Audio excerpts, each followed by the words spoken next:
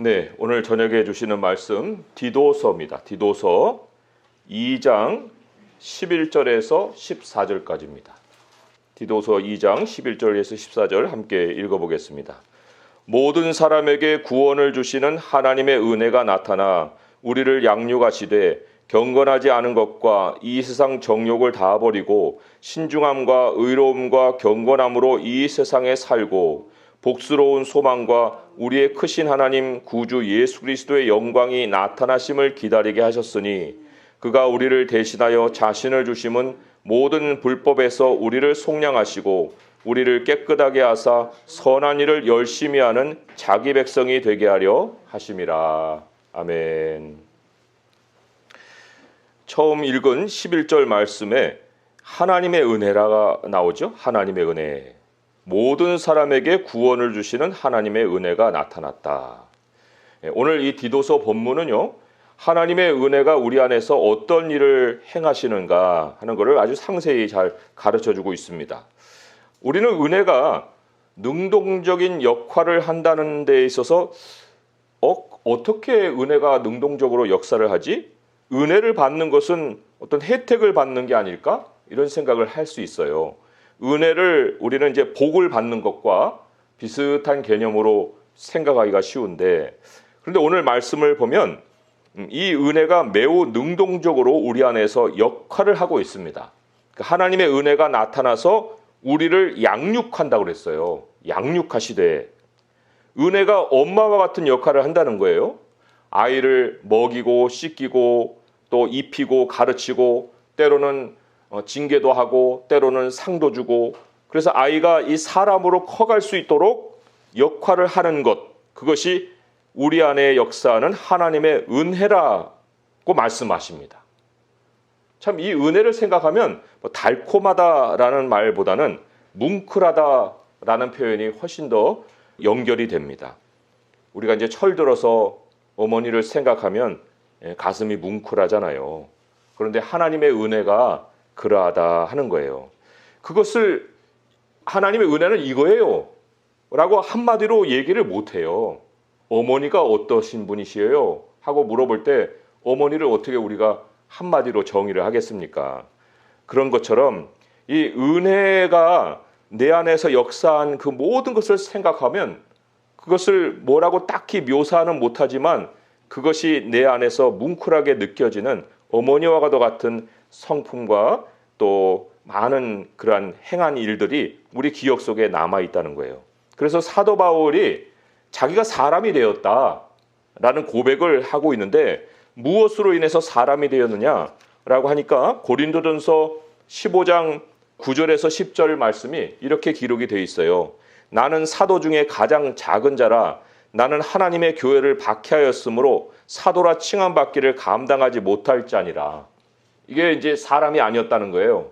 얼마나 많은 사람들을 그 옥에다 가두고 죽이는 일에도 동참하고 인간 말종 같은 삶을 살았단 말이죠. 그러나 내가 나아된 것은 하나님의 은혜로 된 것이니 내게 주신 그의 은혜가 헛되지 아니하여 내가 모든 사도보다 더 많이 수고하였으나 내가 한 것이 아니요 오직 나와 함께 하신 하나님의 은혜로라.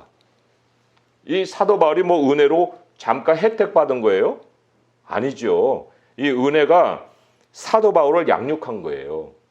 그리고 사도 바울의 오늘의 모습을 만들어 주었다. 그리고 앞으로도 계속해서 은혜가 사도 바울을 이제 구원에까지 이끌어 가는 거예요. 이 은혜는 그래서 목표를 가지고 우리 안에서 역사를 합니다.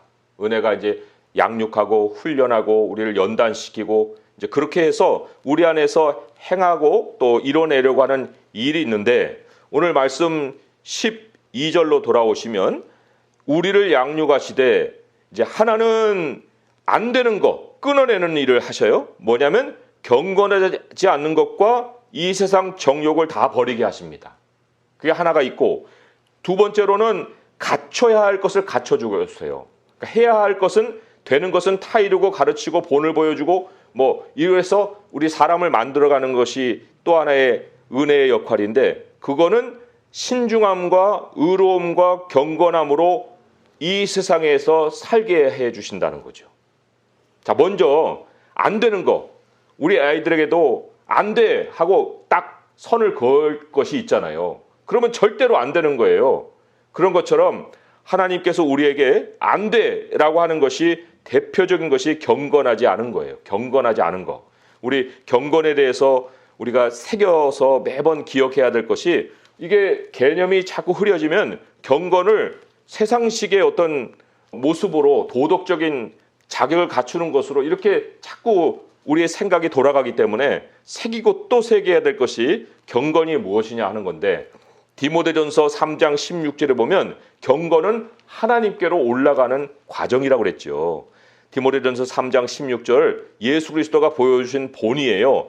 크도다 경건의 비밀이요 그렇지 않다 하는 이 없도다. 그는 육신으로 나타난 바 되시고 영으로 의롭다 하심을 받으시고 천사들에게 보이시고 만국에서 전파되시고 세상에서 믿음 바 되시고 영광 가운데서 올려지셨느니라. 만약에 아이가 자기가 참 성인으로 커야 되고 또 앞날에 대해서 준비를 해야 되는데 마냥 어린아이로만 머물라고 하게 되면 그 아이를 징계하지 않겠어요?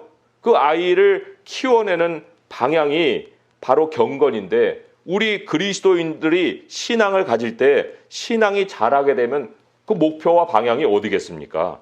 그건 하나님의 나라인 거예요. 하나님께로 돌아가는 거, 우리의 영원한 본향이신 하나님의 품으로 향해 가는 거지요. 그걸 경건이라고 얘기합니다. 철로 역정을 보게 되면 그 전도자가 장차 망할 성, 장망성을 떠나서 그 목표를 향해서 가지 않습니까? 그런데 가다가 자꾸 미혹을 받아요. 뭐 재밌거리가 있으면 거기 들어가서 뭐 서커스단에서도 놀기도 하고, 또 옆길로 빠져갖고 강물에 쓸려나기도 하고 뭐 구렁에 빠지기도 하고 그러잖아요. 그런 여러 가지 참 우리의 주변을 흐트러 놓고 하나님의 나라로 향하지 못하게 하는 모든 것이 경건치 않은 거예요. 그것을 다른 말로는 이 세상 정욕이라고 여기서 표현을 하고 있습니다. 땅에 마음을 두게 만드는 그런 거. 그런데 이제 하나님의 은혜가 우리 안에서 역사하시면 그런 것들을 버리게 해주신다는 거예요. 그러니까 이때 이 은혜라는 것은 우리에게 달콤하지 않죠. 굉장히 쓰리 쓴 한약과도 같은 거예요. 엄마의 매질과도 같다 그런 거죠. 그 매를 대거나 한약을 먹이면 애가 막 발버둥 치잖아요. 그렇지만 어떻게 하겠어요? 그 아이를 낫게 하거나 버릇을 고치려면은 그렇게 발버둥을 치더라도 아프게 해야죠. 그러니까 아픈 것을 낫게 하려면 쓴 것으로도 먹여야죠. 뭐 지금은 이제 법이 바뀌어가지고 사회에서 애들을 매질을 못해요. 그런 징계를 할 수가 없어요. 그렇다고 해서 하나님도 인간이 만들어 놓은 법에 따라서 딱 그걸 지킵니까? 하나님은 가차 없어요. 사람을 우리는 매 정도 되지만 하나님이 징계에 매를 대면은 그것은 사람이 자지러지는 정도가 아니고 까무러칠 수도 있는 거예요. 그럴 만큼 하나님은 이 은혜를 통해서 버려야 되는데 버리지 않을 때는 그러한 연단을 통해서 쓴 약을 먹이시고 매질도 해가시고 거의 죽음에까지도 몰아가시는 일을 행하신다. 그러나 그것이 심판이 아니고 하나님의 양육 방식이기 때문에, 은혜가 양육하는 거기 때문에 그 은혜가 양육할 때는 반드시 회복이 있습니다. 사람 만들기 위한 거지 사람 죽이려고 하는 게 아니잖아요. 그러니까 하나님이 굉장히 단호하신 이유는 우리가 그 경건치 않은 것에서 나와서 바른 방향을 향해야 하는 건데, 그 바른 방향이 뭐냐면 11절에 나오듯이 모든 사람에게 구원을 주시는 하나님의 은혜라고 그랬습니다. 구원을 향해 가야 돼요. 구원. 왜 모든 사람이냐? 이 세상에 어떤 사람도 땅에 영원히 머물 사람이 없어요. 영원히 머물 수도 없는 곳이 이 땅입니다. 우리 하나님이 우리로 지금 살게 하시는 이 환경 자체가 이게 그냥 자연스러운 환경이 아닙니다. 하나님의 은혜로 지금 우리로 환경을 만들어 놓고 여기서 지금 살게 해주시고 있어요. 고린도후서 6장 2절의 말씀에 보면, 고린도전서 6장 2절에 내가 은혜 베풀 때 너에게 듣고 구원의 날에 너를 도왔다 하셨으니 보라 지금은 은혜 받을 만한 때요 보라 지금은 구원의 날이로다. 이 세대가 무엇을 향해서 흘러가고 있고 지금 왜 보존되고 있느냐? 은혜의 때라는 거예요. 하나님의 말씀을 통해서 하나님이 징계하시는 그 손길을 통해서 하나님 나라로 향해 가는 그런 때라고 말씀을 하시고 구원의 날이라고 하잖아요. 지금 이 땅에 머물 수 있는 세월이 흐르고 있는 것이 아니라 하나님의 구원을 향해서 가야 되는 그런 때다. 어느 날 이 모든 세상에, 이 지구상에 불덩이가 되는 날이 옵니다. 베드로후서 3장 6절의 말씀이 그걸 얘기해 주잖아요. 이로 말미암아 그때 세상은 물이 넘침으로 멸망하였으되 이제 하늘과 땅은 그 동일한 말씀으로 불사르기 위하여 보호하신 바 되어 경건하지 아니한 사람들의 심판과 멸망의 날까지 보존하여 두신 것이다. 경건하지 않은 사람 누구예요? 땅에 머무는 사람, 하나님 나라로 향하지 않는 사람, 그 사람들을 향해서 불로 살라버리기 위해서, 그러나 아직은 보호하면서 경건한 사람들을 하나님 나라로 이끌어 가시기 위한 지금 시대가 흘러가고 있다. 오늘 뉴스를 보니까 스페인의 라팔마 섬에 화산이 터졌습니다. 그런데 그 화산이 터질 때 위험이 뭐냐면 산이 통째로 바다로 내려가는 현상이 있습니다. 그걸 산체라고 하더라고요. 화산 산체 현상. 그런데 그런 역사적인 상황이 있었는데 라팔마 화산의 산체가 바닷속으로 들어가면요, 산이 통째로 바다로 들어가게 되면 그게 쓰나미를 일으킨대요.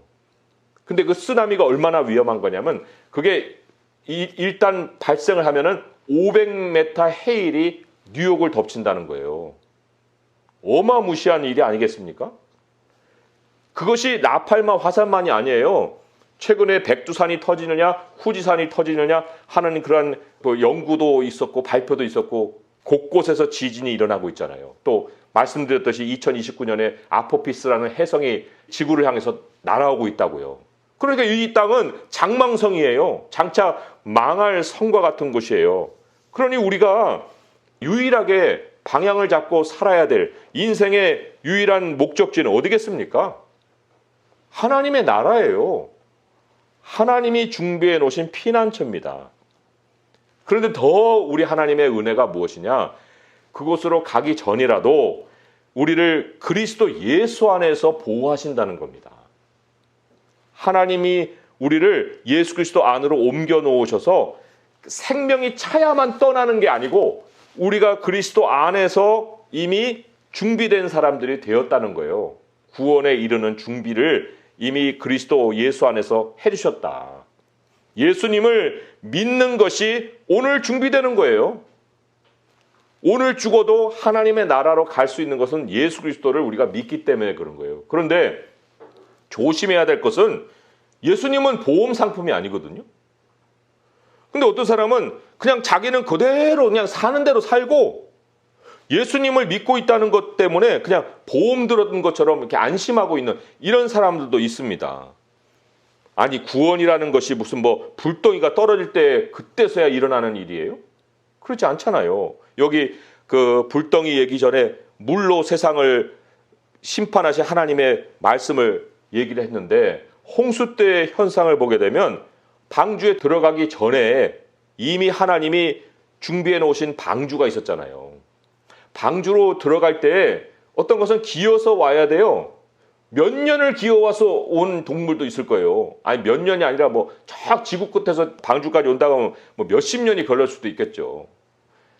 그 방주 안에 들어와서 먼저 도착한 것들은 방주 안에서의 삶을 익히고 나중에 기어가지고 몇십 년이든 20년이든 온 그 동물들은 나중에 와서 이제 마지막에 도착을 하고 그리고 문이 딱 닫힌 다음에 비가 왔잖아요. 비가 뚝뚝뚝뚝 떨어지는데 이제서야 내가 구원을 받아야 되겠네 하고 방주로 들어갔습니까? 아니지요. 이미 방주에 다 들어가고 문이 딱 닫힌 다음에 물이 퍼부어서 그 세상이 심판을 받았잖아요. 마찬가지로 우리도 일찌감치 그리스도 안에서 삶을 익히다가 구원을 받는 거예요. 성경은 얼마나 경고합니까? 마지막 순간에 문 두드리기 위해서는 문 안 열린다고 그랬잖아요. 열어주소서. 네가 누구냐? 난 너 모른다.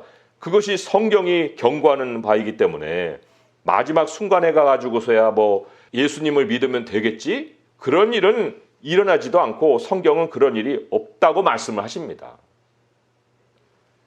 자, 그래서 오늘 디도서로 돌아와서 경건하지 않은 것에 대한 것도 정리를 해야 되지만 도대체 어떻게 은혜가 우리를 양육할 때 그 은혜의 양육을 따라서 변화되는 모습, 그러니까 그리스도 안에서 삶을 익히는 무엇을 익혀야 되는 것이냐 하는 것을 또한 주목할 필요가 있습니다. 12절에 보게 되면 그 세 가지가 나왔죠. 신중함과 의로움과 경건함으로 이 세상에서 살게 하신다. 이게 이제 세 가지 양육 코스예요. 양육 과목이라고 할 수가 있습니다. 그 양육 과목을 이제 다 마치면, 아니 또 배워가는 중에 우리가 이제 실천할 수 있는 것이 14절에 나오는 선한 일이에요. 그렇지만 이 선한 일이라는 것은 앞에 있는 그 12절의 자격을 갖추지 못하면 선한 일을 못합니다. 해도 그냥 질질 끌려다니면서 하겠죠. 자, 그러니까 이 세 가지 과목은 필수 그리스도인의 태도라고 볼 수가 있어요. 생활 양식. 신중함이라는 것은 자기 통제예요. 셀프 컨트롤. 아이도 뭐 처음에는 뭐 말도 못 알아들어가지고 코 풀어 하면 코도 안 풀라고 그러고 막 자기가 코 이만큼 달고 다니고 막 그러잖아요. 똥 묻은 기저귀 좋다고 막 돌아다니잖아요. 그게 자기를 통제하는 거예요? 통제 못하는 거죠. 그렇지만 어느 정도 이제 훈련을 시키면 아이의 사고 체계가 갖춰지고 생활 습관이 생깁니다. 그게 바로 이 신중함이에요. 신중함. 그러면 엄마가 이제 그렇게 말귀를 알아들 만큼 교육도 시키고 생활 습관도 생기고 그리고 이제 자기가 자기를 통제할 수 있는 그런 능력이 되면 뭐가 일어나요? 엄마하고 소통이 됩니다. 이 소통되는 게 의로움인 거예요. 신중함이 있고 의로움이 있어요. 자, 소통을 이제 하나님과 우리가 소통한다는 거예요.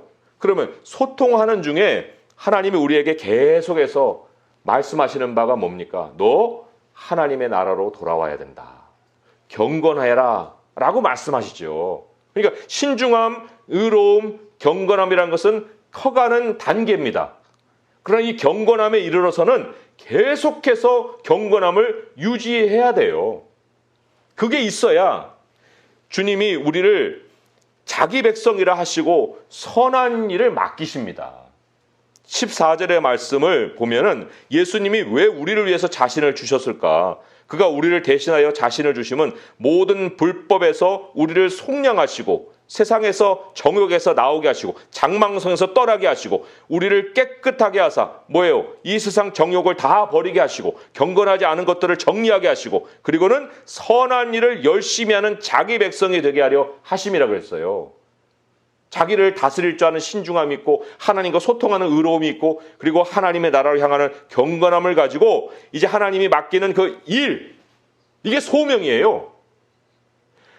하나님의 사람은 그냥 자기 관리 정도 하고 끝나는 게 아니에요.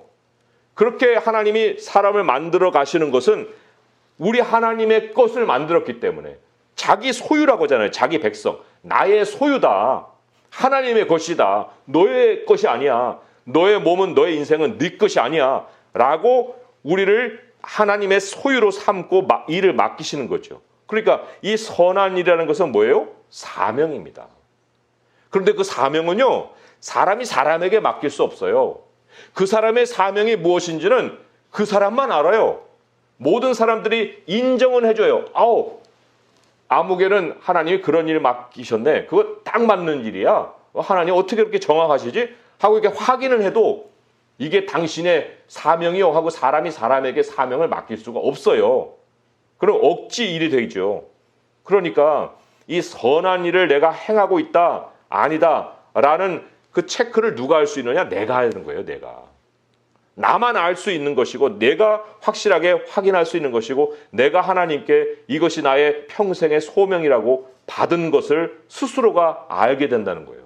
자, 그러면 하나님께 소명을 받은 사람, 이런 은혜의 양육을 통해서 과정을 거쳐서 하나님께 소명을 받은 사람이 공통으로 갖고 있는 것이 뭐겠어요? 그것은 13절 말씀이죠. 함께 읽어볼까요? 시작. 복스러운 소망과 우리의 크신 하나님 구주 예수 그리스도의 영광이 나타나심을 기다리게 하셨으니. 우리 주님을 기다리는 거예요. 이게 모든 하나님의 백성, 소명을 감당하는 하나님의 백성의 공통의 모습이에요. 복스러운 소망이라는 것은 예수님 다시 오시길 바라는 거. 그거예요. 부연 설명하는 거죠. 복스러운 소망, 뭐예요? 그리스도의 영광이 나타나시는 거. 그거를 기다리는 거를 말씀을 하고 있습니다. 오늘 말씀을 우리가 정리할 때 인생의 유일한 방향은 하나님의 나라고 우리가 태어나서 여기에 삶이 있을 것 같았는데 보니까 현실은 야 여기서 빠져나가야 되는 곳이구나. 구원이 필요한 곳이구나. 그걸 너무나도 이제 생생하게 느끼는 거예요. 요즘 같은 세상에 더욱이 더 그걸 느끼고 지진과 뭐 화산 뭐 이런 소식뿐만 아니라 전염병의 소식으로 또 사람을 두렵게 하는 이 인간 제도의 사악함으로 이런 것들을 우리가 느끼고 배우면서 경험하면서 아 여기는 정말 떠나야 되는 곳이구나 하는 것을 우리가 배우게 되죠. 오늘 말씀을 맺을 때 아까 찾았던 고린도후서 6장의 말씀에 시작은 이렇게 시작을 했어요. 뭐라고 했냐면요. 우리가 하나님과 함께 일하는 자로서 너희를 권하노니 하나님의 은혜를 헛되이 받지 말라. 하나님의 은혜를 헛되이 받지 말라. 하나님과 함께 일하는 자로서 너희를 권한다. 이 사도 바울이 얼마나 참 준비된 사람이고 또 하나님이 정말 그렇게 이 인간 같지도 않은 인간을 바꿔주셔서 은혜로 정말 그 신중함과 의로움과 경건함을 채워주셔서 하나님의 사람으로 만들어주셨으면 본인이 이렇게 고백할 수 있을까요? 우리가 하나님과 함께 일하는 자로서. 그런데 이렇게 지나온 인생을 쭉 보니 그 이제 앞으로 걸어와야 될 사람들에게 그 하고 싶은 말이 이거예요. 너희를 권하노니 하나님의 은혜를 헛되이 받지 말아라. 하나님의 은혜가 너를 양육할 때 그거 쳐내지 말아라. 아프다고 소리 지르지 말고 못 견디겠다고 도망치지 말고 하나님의 은혜를 헛되이 받지 말고 그 은혜 베풀 때에 감사하여라. 구원의 날에 너를 도우신다. 여기 특별히 내가 은혜 베풀 때 너에게 듣고 그랬죠. 너에게 듣고 하나님이 모든 나의 사정을 들으실 준비가 다 돼 계셔요. 양육을 하실 때 무슨 PT 조교처럼 뭘 호소를 해도 야 임마 조용해 입담으로 따라해 이런 식으로 무슨 뭐 군대 훈련시키듯이 반 죽여놓고 훈련시키는 게 아니에요. 우리의 얘기를 다 들으신다니까요. 내가 은혜 베풀 때에 너에게 듣고 구원의 날에 너를 도왔다. 그런 하나님의 은혜가 우리에게 역사하고 있는데 어떻게 그걸 헛되이 받겠는가. 헛되이 받지 말아라. 여기 지금 6장 그 3절부터는 그래서 사도 바울이 헛되이 받지 않은 모습을 쭉 간증하고 있는 거예요. 내가 이렇게 은혜를 헛되이 받지 않았습니다. 그 3절부터 쭉 읽어나가다가 마지막 결론적으로 10절의 말씀 한 절만 읽어드릴게요. 뭐 내용이 기니까 제가 읽어드리면 근심하는 자 같으나 항상 기뻐하고 가난한 자 같으나 많은 사람을 부요하게 하고 아무것도 없는 자 같으나 모든 것을 가진 자로다. 이렇게 믿음으로 딱 마음을 가지고 은혜를 헛되이 받지 않고 양육을 따라서 살았다는 거예요. 중간에 보게 되면 뭐 환난도 궁핍도 고난도 뭐 잠도 못 자고 뭐 이런 얘기가 쭉 나오죠. 그걸 누가 은혜라고 얘기를 하겠습니까? 은혜가 달콤한 것으로만 안다고 하면. 하지만 우리의 지난 세월 한번 쭉 돌아보세요. 잠깐이라도 주마등과 같이 우리의 과거가 지나갈 때 아, 하나님이 그때 나로 그런 쓰디쓴 경험을 하게 하신 것은 나를 사람 만들게 하려 하시고 세상 소망을 끊어버리고 우리 하나님을 향해 가게끔 경건을 갖춰주기 위해서였구나 생각할 때 감사가 터져 나오는 것입니다. 우리 주님 앞에 우리가 설 때에 이제 주님이 내게 베푸신 그 은혜로 인해서 정말 뭉클함을 가지고 우리 주님의 얼굴을 바라볼 때 정말 눈물밖에는 우리 주님께 드릴 수 있는 우리의 표현이 없고 정말 감사밖에는 우리 입에서 나올 수 있는 것이 없는 그러한 순간을 우리 주님 앞에 드리면서 그 영광과 함께 우리 주님의 영광과 함께 영원한 생명을 누릴 수 있는 성도 될 수 있기를 주님의 이름으로 축원드립니다. 기도하겠습니다. 하나님 아버지, 우리에게 하나님의 은혜를 베풀어 주셔서 우리가 주 예수 그리스도 안으로 들어오게 하시고 또 우리 주 예수 그리스도 안에서 양육받게 하시고 우리가 선악을 분별하지 못하고 참 더러운 것과 깨끗한 것도 알지 못했던 자들이 온데 우리로 하나님이 신중하게 하시고 우리로 통제하게 하시고 주님과 교통하게 하시고 하나님의 나라를 향해서 가게 하셔서 감사합니다.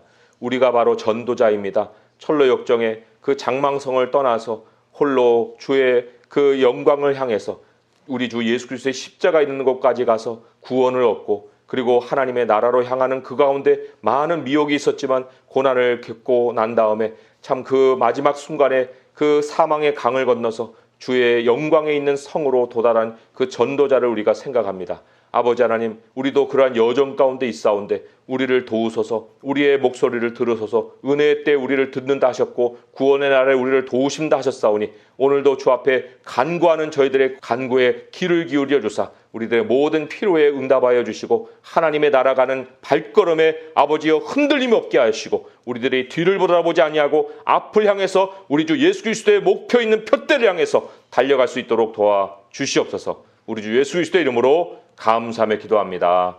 아멘.